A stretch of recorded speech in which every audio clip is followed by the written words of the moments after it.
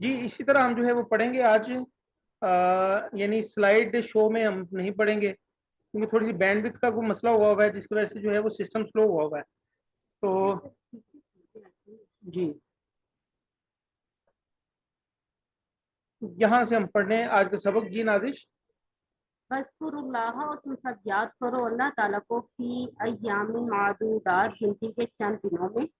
فمن تعجل، پر جو کوئی جلدی کرے، اجلت کرے، فی یومین، 2 دنوں میں، فلا اثم، تو نہیں کوئی گناہ علیہ اس پر. ومن تأخر، اور جو کوئی تاخیر کرتے، فلا اثم، پس نہیں کوئی گناہ علیہ اس پر، لمن اتقی، اس کے لیے جو پرہیزگاری اختیار کرے. اچھا یہ جو ہے نا یہ گنتی کے جو ہے نا وہ جو چند دن جو ہے ان کا ذکر ہے، اس سے مراد جو ہے نا وہ حج کے دن ہے. اور حج کے جو اسپیشل دن ہے 3 دن، یعنی 10 ذی الحج، 11 اور 12 ذی الحج. تو 10 ذی الحج کا جو ہے وہ حجاج کے لیے بہت مصروفیت کا دن ہوتا ہے. اس کے بعد انہوں نے 3 دن مینا میں اسٹے کرنا ہوتا ہے، یعنی 3 دن مینا میں اسٹے کرنا مصنون ہے. تاہم اگر اللہ تبارک و تعالیٰ نے کہا فمن تعجل فی یومین فلا اثم علیہ، یعنی اگر کوئی شخص اس سے پہلے جانا چاہے تو وہ دوسرے دن بھی جا سکتا ہے، بشرطے کہ اس کے دل میں تقوی ہو اور حج کے تمام مناسک ٹھیک طور پر بجا لانے کا ارادہ رکھتا ہو. ٹھیک ہے. اللہ تعالیٰ نے فرمایا کہ وذکر اللہ فی ایام معدودات، جو ہے نا یہ جو 3 دن ہے نا یہ کھانے پینے کے دن ہے اور اللہ کے ذکر کرنے کے دن ہے، اور جو ہے وہ اللہ کی تسبیح جو ہے وہ بیان کرنے کے دن ہے. تو 11، 12 اور 13 تاریخ بھی کہیں لکھی ہوئی ہے ذی الحج کی.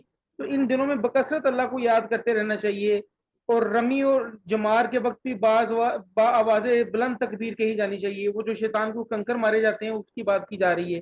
تو مینا میں جو ٹھہرتا ہے 3 دن، وہ اگر وہ جو ہے وہ 2 دن کے بعد واپسی کر لیتا ہے تو اللہ تعالیٰ فرماتے ہیں کہ اس پر کوئی گناہ نہیں. ومن تأخر، اور جو 3 دن پورے کرتا ہے، فلا اثم علیہ، اس پر بھی کوئی گناہ نہیں ہے، لمن اتقی، لیکن شرط یہ ہے کہ وہ پرہیزگاری اختیار کرے. یعنی بعض کا یہ ہوتا ہے کہ کیونکہ یہ آخری دن ہوتے ہیں حجاج کرام کے لیے، تو بڑے جو ہے نا وہ کافی مشقت سے وہ تھک چکے ہوتے ہیں. تو بہتر یہ ہے کہ اگر آخری دن میں بندہ جو ہے وہ شدید تھکاوٹ کی وجہ سے اکتاہٹ کا شکار ہو جائے، بہتر یہ کہ بندہ جو ہے وہ 2 دن جو ہے وہ پورے کرے اور واپس جو ہے وہ اپنے گھر جو ہے وہ واپس آ جائے. ہاں البتہ جس کے دل میں تقوی ہے اور وہ اکتاہٹ کا شکار نہیں ہوتا تو وہ 3 دن پورے کر لیں. اللہ تعالیٰ فرماتے ہیں اس پر کوئی جو ہے وہ گناہ نہیں ہے. واتقوا اللہ، تم سب سر سر سوری میں آپ کی بات کاٹ رہی ہوں. سر یہی کہتے ہیں کہ جی وہ 3 دن پورے کرنے کے بعد ہی رات ادھر رہ کے تو پھر آئیں. نہیں ایسی بات نہیں ہے. منا یہ میں اللہ تعالیٰ نے خود، یہ دیکھیں آپ کے سامنے جو ہے وہ فی یومین، یہ 2 دن کا ذکر آ گیا نا. ہاں جی فمن ہاں جی 2 تعجل فی دن کا ہے. یومین، پر جو جلدی کرے 2 دنوں میں، فلا اثم علیہ، اس پر کوئی گناہ نہیں ہے. اگر جو 2 دن پورے کر کے واپس آ جائے اس پر کوئی گناہ نہیں ہے. ومن تأخر، اور جو تاخیر کرے یعنی تیسرا دن بھی گزارنا چاہے، فلا اثم علیہ، اس پر بھی کوئی گناہ نہیں ہے. لمن اتقی، اس کے لیے جو پرہیزگاری اختیار کرتا ہو. واتقوا اللہ، اور اللہ تعالیٰ سے ڈرتے رہو. وعلموا، اور جان لو، انکم الیہ تحشرون، تم سب نے اسی کی طرف اکٹھے ہونا ہے. جیسے کہ یہ مینا میں، عرفات میں جو ہے وہ تم جو ہے وہ ایک ہی کپڑا پہن کر جو ہے وہ اللہ تعالیٰ کے سامنے اکٹھے ہوئے ہو، اسی طرح جو ہے وہ حشر کا میدان بھی لگنا ہے. ومن الناس، اور لوگوں میں سے، من یعجبک، جو بھلی لگتی ہے آپ کو، اچھی لگتی ہے آپ کو، قولہ، بات اس کی، قول اس کا، فی الحیات دنیا، دنیا کی زندگی میں، ویشہد اللہ، اور وہ گواہ بناتا ہے اللہ تعالیٰ کو، علی ما فی قلبہ، جو اس کے دل میں ہے، وہو، حالانکہ وہ الد الخصام، سخت جھگڑالو ہے. اچھا یہاں پر جو ہے مختلف مفسرین نے جو ہے نا اس کی مختلف تعبیر کی ہے اس آیت کی. کچھ لوگ جو ہے وہ ایک شخص کا نام بتاتے ہیں اور وہ کہتے ہیں کہ یہ جو شخص تھا نا وہ اخنس بن شریک تھا، یہ منافق تھا اور انتہائی شیریں کلام تھا، یعنی میٹھی زبان تھی، بات کرتا تھا تو پھول جھڑتے تھے. تو رسول اللہ صلی اللہ علیہ وسلم کو اس کی چکنی چوپڑی باتیں بڑی بھلی معلوم ہوتی تھی، اور بات بات پر اللہ کی قسم کھاتا تھا اور بار بار اللہ کو گواہ بنا کے کہتا تھا کہ میں سچا مسلمان ہوں اور مسلمانوں کا میں دلی دوست ہوں.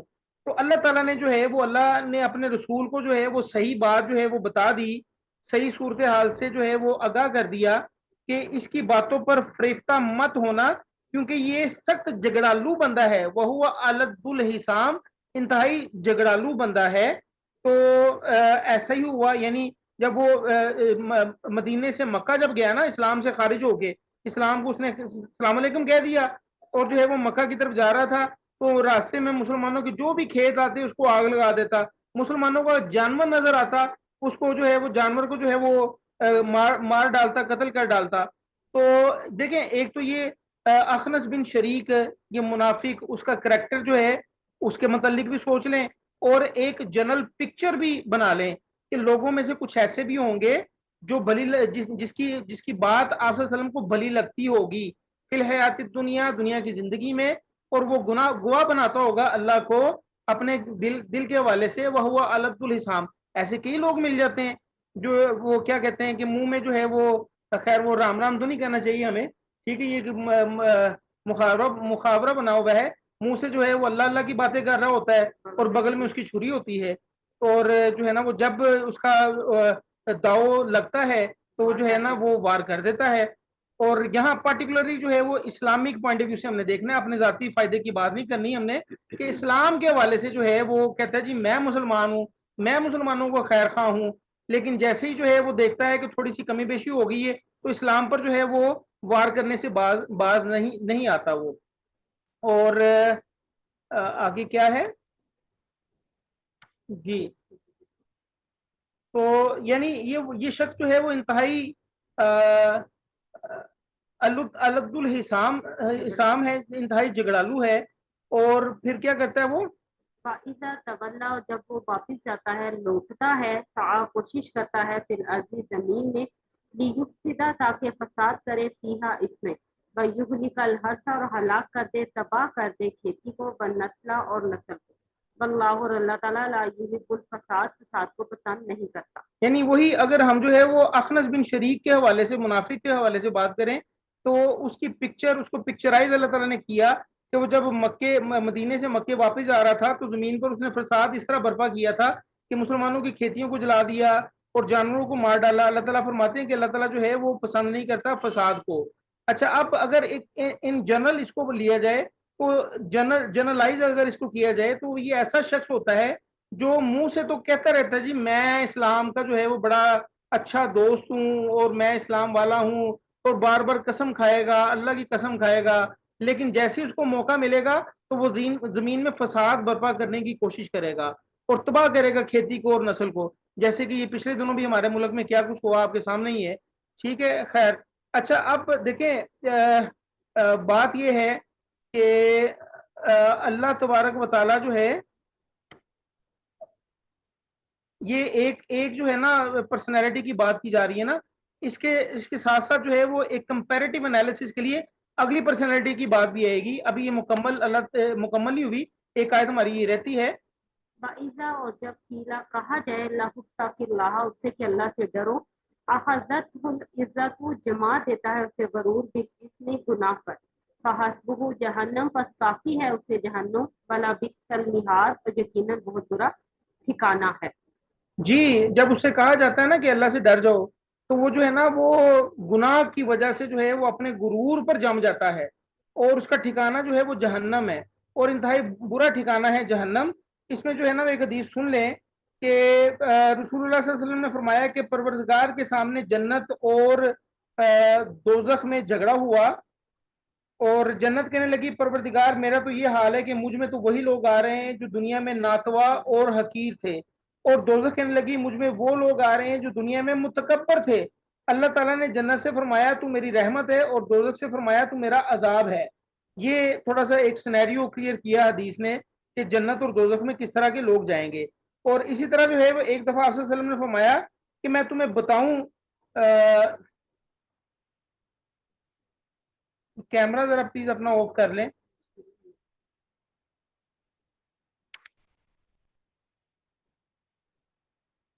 ایک دفعہ آپ صلی اللہ علیہ وسلم نے فرمایا کہ میں تمہیں بتاؤں کہ بہشتی کون ہے اور دوزخی کون ہے. تو جنتی ہر وہ، یعنی بہشتی ہر وہ کمزور اور منکسر مزاج آدمی ہے، اگر وہ اللہ کے بھروسے پر قسم کھا بیٹھے تو اللہ اسے سچا کر دے، اور دوزخی ہر موٹا بدمزاج اور متکبر آدمی ہوتا ہے. تو اب اس کے بعد جو ہے نا ایک کمپیریٹیو انالیسس، یعنی جہاں جہاں اللہ تعالیٰ نے جہنم کی بات کی وہاں جنت کی بات کی، جہاں اللہ نے ایسے شخص کی بات کی جو متکبر ہو اور انتہائی جھگڑالو ہو، اس کے مقابلے میں اللہ تعالیٰ نے کیا بات کی؟ ومن الناسی، اور لوگوں میں سے من یشری، جو بیچ ڈالتا ہے نفسہ، اپنے نفس کو، اپنی جان کو، ابتغاء، چاہتے ہوئے، تلاش کرتے ہوئے، حاصل کرتے ہوئے، مرضات اللہ، اللہ کی خوشنودی، واللہ، اور اللہ تعالیٰ، رؤوف، بہت مہربان ہے، بالعباد، اپنے بندوں پر۔ جی، لوگوں میں سے کچھ ایسے لوگ بھی ہیں جو بیچ ڈالتے ہیں اپنی جان کو صرف اللہ تعالیٰ کی خوشنودی حاصل کرنے کے لیے۔ ٹھیک ہے، اب یہاں پر نا ایک حدیث سن لیں۔ یہ جو ہے نا حضرت صہیب رومی اپنا وطن یعنی مکہ چھوڑ کے ہجرت کی غرض سے مدینے آنے لگے نا، تو مکے کے لوگوں نے ان کو روک لیا اور حضرت صہیب رومی سے کہنے لگے جب تو یہاں پر آیا تھا تیرے پاس کوئی روپیہ پیسہ نہیں تھا، اب تو جا رہا ہے مال و متاع کے ساتھ جا رہا ہے یہاں سے واپس۔ تو حضرت صہیب کہنے لگے کہ میں اپنا گھر اور اپنا سارا مال تمہیں اس شرط پر دینے کو تیار ہوں کہ تم میری راہ نہ روکو اور مجھے مدینے جانے دو۔ انہوں نے اس شرط پر آپ کو چھوڑ دیا۔ تو حضرت صہیب جو ہے وہ سارا کچھ اپنا مکے میں چھوڑ کے مدینے میں تشریف لے آئے، اور نبی علیہ الصلوۃ والسلام نے جب حضرت صہیب کو دیکھا تو حضرت صہیب سے کہا کہ صہیب تم نے ایک اچھی جو ہے وہ بے کی ہے، یعنی ایک اچھی کاروباری سودا کیا ہے۔ تو یشری، یہ حضرت صہیب رومی کے بارے میں آیت نازل ہوئی ہے کہ لوگوں میں سے ایسے بھی ہیں جو بیچ ڈالتے ہیں۔ اچھا، یشرا جو ہے وہ یشری جو ہے یہ بیچنے اور خریدنے دونوں کے معاملے میں آتا ہے۔ یہاں تو بیچنے کے معاملے میں لکھا ہوا ہے نا، اگر اس کو تھوڑا سا میں چینج کر دوں، اور لوگوں میں سے کچھ ایسے بھی ہیں جنہوں نے خرید لیا ہے اپنے نفس کو۔ اب نفس جو ہے وہ بیسیکلی جو ہے وہ دنیا کی طرف جو ہے وہ مائل تھا، اس کو خرید لیا، یعنی دنیا کا غلام تھا نفس، اور اس نفس کو خرید لیا اور اللہ تعالیٰ کی عبدیت میں دے دیا، اللہ تعالیٰ کی رضا میں دے دیا۔ تو اللہ تعالیٰ فرما رہے ہیں واللہ رؤوف بالعباد، اللہ تعالیٰ جو ہے وہ بہت مہربان ہے اپنے بندوں پر۔ اچھا، اب یہاں پر میں آپ کو بتاتا چلوں کہ لفظ الرحمن، الرحیم، الرؤوف، الحنان، ان سب کے مطلب جو ہے اللطیف، پانچ الفاظ میں نے بولے ہیں، ذرا غور سے سنیے گا۔ الرحمن، الرحیم، الرؤوف، یہ رؤوف یہاں پر جو آیا ہوا ہے، اور الحنان اور اللطیف، ان پانچوں لفظوں کا مطلب مہربانی ہوتا ہے۔ لیکن الحمدللہ، ماشاءاللہ، سبحان اللہ، کہ اللہ تبارک و تعالیٰ کی یہ جو عربی زبان ہے جو ہمیں عطا کی گئی ہے، یہ بڑی وسیع، فصیح اور بلیغ زبان ہے۔ الرحمن اور الرحیم کا فرق ہم آپ کو بتا چکے ہیں، اس دونوں کا مطلب جو ہے وہ مہربان ہوتا ہے۔ الرؤوف، رؤوف کا مطلب بھی مہربان ہوتا ہے۔ تو ناظر سے طرح بتائیں رؤوف جو ہے وہ کن معنوں میں مہربان استعمال ہوتا ہے؟ رؤوف ان معنوں میں مہربان ہوتا ہے کہ جیسے یہ شخص ہے صہیب رومی کے بارے میں کہ انہوں نے اپنا نفس بیچ ڈالا، یعنی مشکلات میں وہ گھرے ہوئے تھے۔ اللہ تعالیٰ کریں کہ جو شخص اس طرح مشکلات میں جاتا ہے، اپنے آپ کو ڈالتا ہے مشکلات میں صرف میری رضامندی حاصل کرنے کے لیے، تو میں اس کو مہربان ہوں، اس پر میں ترس کھاتا ہوں، مجھے اس پر دکھ ہوتا ہے، اس کی پریشانیاں دیکھ کے میں چاہتا ہوں کہ میں اس کے دکھ درد جو ہے اس کو دور کر دوں، ختم کر دوں۔ یعنی اس حوالے سے مہربان ہے۔